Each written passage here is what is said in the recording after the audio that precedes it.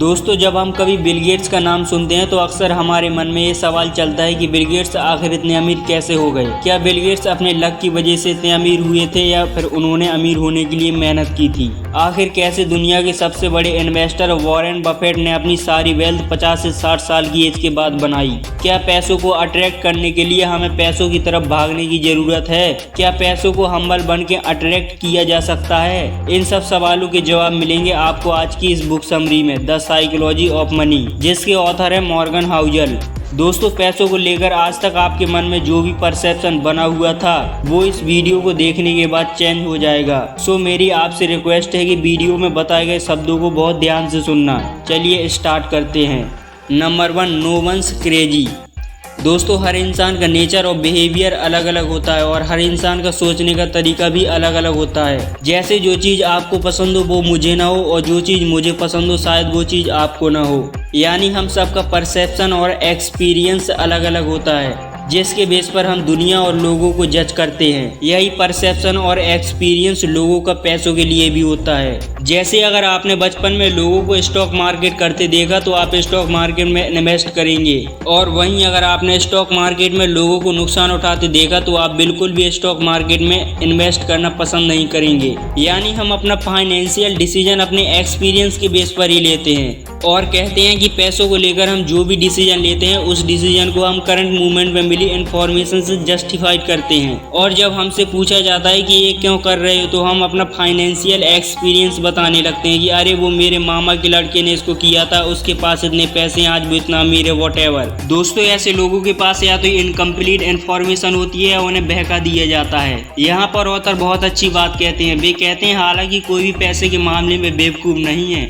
हम सभी चालाक हैं। बस फर्क इतना है कि हम पैसों का इस्तेमाल अपनी लाइफ में हुए एक्सपीरियंस के हिसाब से करते हैं। दोस्तों, लेकिन अब से आपको अपने फाइनेंशियल एक्सपीरियंस के बेस पर ही नहीं सब कुछ करना है। जैसे कि अगर आपने लोगों को स्टॉक मार्केट में नुकसान उठाते देखा तो इसका मतलब ये नहीं कि आपको इसमें इन्वेस्ट ही नहीं करना है, और अगर आपने अपने फ्रेंड को बिजनेस में ग्रो करते देखा तो ये नहीं कि आपको बिजनेस ही करना है। अगर मैं आसान शब्दों में कहूँ तो आपको जो भी वर्क स्टार्ट करना है पहले उसे अच्छे से समझना चाहिए, रिसर्च करना चाहिए, दूसरों के एक्सपीरियंस से भी समझना चाहिए, बल्कि अपने ही फाइनेंशियल एक्सपीरियंस के बेस पर ही नहीं कोई भी फाइनेंशियल डिसीजन लेना चाहिए। Number 2, luck and risk. दोस्तों, इस लेसन को हम बिल गेट्स की कहानी से ही समझते हैं। बिल गेट्स का नाम तो आपने जरूर सुना होगा, जो कि दुनिया के सबसे अमीरों में से एक हैं। लेकिन कभी आपने सोचा है बिल गेट्स इतने अमीर कैसे हुए? चलिए समझते हैं इनकी कहानी से। बिल गेट्स का जन्म 28 अक्टूबर 1955 में सीटल वॉशिंगटन में हुआ था। बचपन से ही इनका इंटरेस्ट टेक्नोलॉजी की तरफ था और यह 13 साल की हुए तो इनका admission the lake side school में करा दिया गया। लेकिन उस समय पूरी दुनिया में द लेक साइड स्कूल कुछ ऐसे स्कूलों में से एक था जिसमें उस समय कंप्यूटर था। बिल गेट्स और उनके दोस्त पॉल एलन लाखों करोड़ों बच्चों में से एक वह लकी स्टूडेंट थे जिन्हें उस समय कंप्यूटर का एक्सेस मिला था। बिल गेट्स ने यह बात भी कही कि अगर उनका स्कूल लेक साइड नहीं होता तो शायद आज उनकी कंपनी माइक्रोसॉफ्ट भी नहीं होती। इस तरह और भी बहुत सारे फैक्टर्स थे बिल गेट्स के सक्सेस होने के, लेकिन लक उनमें से एक था। हालांकि हम इस बात से डिनाई नहीं कर सकते हैं कि वो हार्ड वर्किंग नहीं थे, वो बिल्कुल हार्ड वर्किंग थे। अब हम बिल गेट्स के एक और फ्रेंड केंट इवान की बात करते हैं। केंट इवान्स बिल गेट्स और पॉल एलन के बहुत अच्छे दोस्त थे, जो उनके सभी कंप्यूटर एडवेंचर के पार्टनर थे। दोस्तों, बिल गेट्स का कहना है कि अगर केंट इवान्स ने स्कूल खत्म किया होता तो वह निश्चित माइक्रोसॉफ्ट में फाउंडिंग पार्टनर होते, लेकिन केंट इवान्स ने स्कूल खत्म ही नहीं किया। केंट इवान्स स्कूल में ही एक माउंटेनियरिंग एक्सीडेंट के दौरान मारे गए। यानी उन्होंने रिस्क फेस किया जो लाखों में से एक को फेस करना पड़ता है, क्योंकि माउंटेनियरिंग में लाखों लोग जाते हैं लेकिन मरता लाखों में से एक ही है। ऑथर लक और रिस्क का कॉन्सेप्ट इस एग्जाम्पल से सिखाते हैं कि बिल गेट्स और केंट इवान्स बिल्कुल एक जैसी कैपेसिटी रखते थे। जहां बिल गेट्स लाखों लोगों में से एक बने जिन्होंने हद से ज्यादा सफलता प्राप्त की, जिसे लक भी कहा जा सकता है, और वहीं केंट इवान्स लाखों लोगों में से वह इंसान बने जिन्हें लक के बिल्कुल अपोजिट रिस्क को फेस करना पड़ा। यानी कि इस कहानी को लेकर मतलब यह है कि लक एंड रिस्क दोनों एक जैसे ही हैं। अगर आपको यकीन करना है तो इन दोनों के ऊपर यकीन करना होगा, और यह दोनों हमारी लाइफ का इम्पोर्टेंट हिस्सा हैं। कभी हमारा लक हमारे साथ रहता है तो कभी हम रिस्क में रहते हैं, लेकिन हमारे लिए इन दोनों को ही मेजर करना और एक्सेप्ट करना मुश्किल है। ऑथर कहते हैं कि अगर किसी भी वेल्दी इंसान को देखें तो हमें ये बिल्कुल भी अंदाजा अंदाजा नहीं लगाना चाहिए कि उसने ये वेल्थ बड़ी मेहनत से बनाई है। हो सकता है कि उसकी वेल्थ को पाने के लिए उसके लक ने उसका साथ दिया हो, या फिर हम किसी वेल्दी इंसान को देखें तो हम ये परसेप्शन ना बनाएं कि इसे लक की वजह से ये वेल्थ मिली है। हो सकता है उस इंसान ने वेल्थ को पाने के लिए जबरदस्त रिस्क लिया हो। सो बेसिकली यही है कि हमें बिल्कुल भी किसी की वेल्थ के बारे में परसेप्शन नहीं लगाना चाहिए। कोई अपनी किस्मत की वजह से अमीर बन जाता है और कोई जबरदस्त मेहनत करके अमीर बनता है। पैसे की एक खासियत है कि ये दोनों के पास आ सकता है। Number 3, never enough. दोस्तों वो कहते हैं ना, जितनी भूख लगी हो उतना ही खाना चाहिए। ज्यादा खाने से या तो इंसान का पेट खराब हो जाता है या वो वॉमिटिंग करने लगता है। यही सेम चीज पैसों के लिए भी लागू होती है। ऑथर एक एग्जाम्पल से समझाते हैं जो कि बिल्कुल रियल है। रजत गुप्ता, जिनका जन्म कोलकाता में हुआ था, जो टीएज में पहुंचते पहुंचते पूरी तरह से अनाथ हो चुके थे, लेकिन आगे चल के उन्होंने वो मुकाम हासिल किया जो बाकी सरप्राइजिंग है। महज 40s तक पहुंचते पहुंचते रजत मैकिन्से एंड कंपनी के CEO बन गए, जो दुनिया की सबसे बड़ी कंसल्टिंग फर्म है। 2007 में इस कंपनी से रिटायर होने के बाद रजत को यूनाइटेड नेशन और इकोनॉमिक फोरम में भी काफी अहम रोल मिला और इन्होंने बिल गेट्स के साथ मिलकर भी काफी प्रोजेक्ट पर काम किया।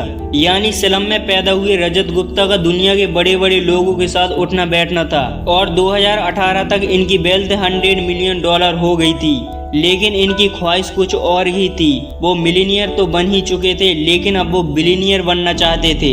ये लगभग 5 कंपनीज के बोर्ड ऑफ डायरेक्टर्स में शामिल थे। इसके अलावा बिलीनियर बनने की ख्वाहिश में ये एक्स्ट्रा इनकम जनरेट करने के तरीके का इस्तेमाल करने लगे। शेयर ट्रेडिंग भी जमकर करने लगे। तभी इन्हें किसी ने टिप दी कि वॉरेन बफेट बैंक के सर्वाइवल के लिए $5 बिलियन का फंड देने वाले हैं। और उस समय रजत गोल्डमैन सैक्स के बोर्ड ऑफ डायरेक्टर्स में शामिल थे, जो उस समय इन्वेस्टमेंट बैंकिंग की फील्ड में काफी बड़ा नाम थी। और जब रजत को जैसे ही पता चला कि वॉरेन बफेट गोल्डमैन बैंक में इन्वेस्ट भी करने वाले हैं, तो उन्होंने तुरंत फंड मैनेजर राज राजारत्नम को फोन करके बताया।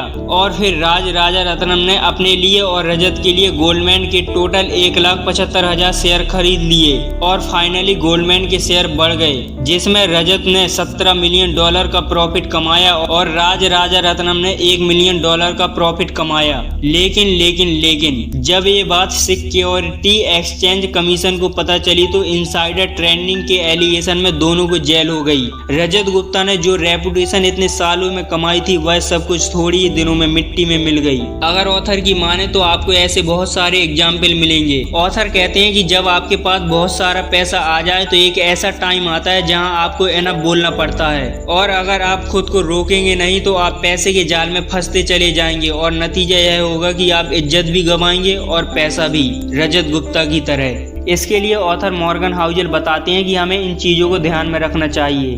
Number 1, stop moving the goal post. यानी जब आपके पास ज्यादा पैसा आ जाए तो आपको ज्यादा का लालच नहीं करना चाहिए। आपको धीरे धीरे आगे के गोल पर काम करना चाहिए। पहले आपको जो भी गोल इतनी मेहनत से अचीव हुआ है उसका भरपूर आनंद लेना चाहिए।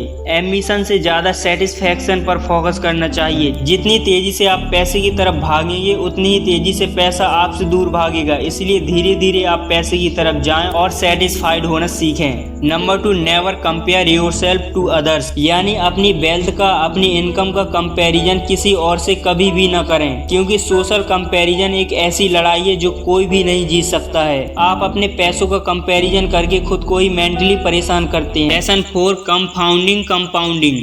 दोस्तों एग्जाम से पहले आप अच्छे नंबरों से तो पास हो सकते हो, लेकिन टॉपर बनने के लिए आपको लगातार रोजाना पढ़ाई करनी होती है। आप सिर्फ एक दिन पढ़कर टॉप नहीं कर सकते हैं। अगर आपको कोई भी कंपटीशन एग्जाम बीट करना हो तो उसके लिए 1 या 2 दिन की पढ़ाई काफी नहीं होती है, बल्कि आपको हर दिन थोड़ा थोड़ा पढ़ना होता है, तभी आप जाकर कंपटीशन बीट कर पाते हैं। ठीक इसी तरह का कंसेप्ट पैसों के साथ भी होता है। पैसा उसी को अपनी तरफ खींचता है जो लगातार कंसिस्टेंसी के साथ मेहनत करता है। आपको पता है अक्सर लोग जल्दी से अमीर बनने की सोचते हैं और जल्दी से पैसे कमाने के चक्कर में वह लोग गलत तरीके का इस्तेमाल करने लगते हैं, और नतीजा यह होता है कि जितनी तेजी से पैसा कमाते हैं उतनी ही तेजी से पैसा चला भी जाता है। उन्हें पैसों की साइकोलॉजी पता नहीं होती है। उन्हें पता नहीं होता कि पैसा उनसे ही अट्रैक्ट होता है जो उसे पाने के लिए हर दिन मेहनत करते जाते हैं। यानी हम छोटी छोटी चीजों को करके ही बड़ी चीजों को पा सकते हैं, और ऐसा करके ही बड़ी चीजों को पाना कंपाउंडिंग कहलाता है। इस बात को ऑथर मॉर्गन हाउजल हमें एग्जाम्पल देकर समझाते हैं।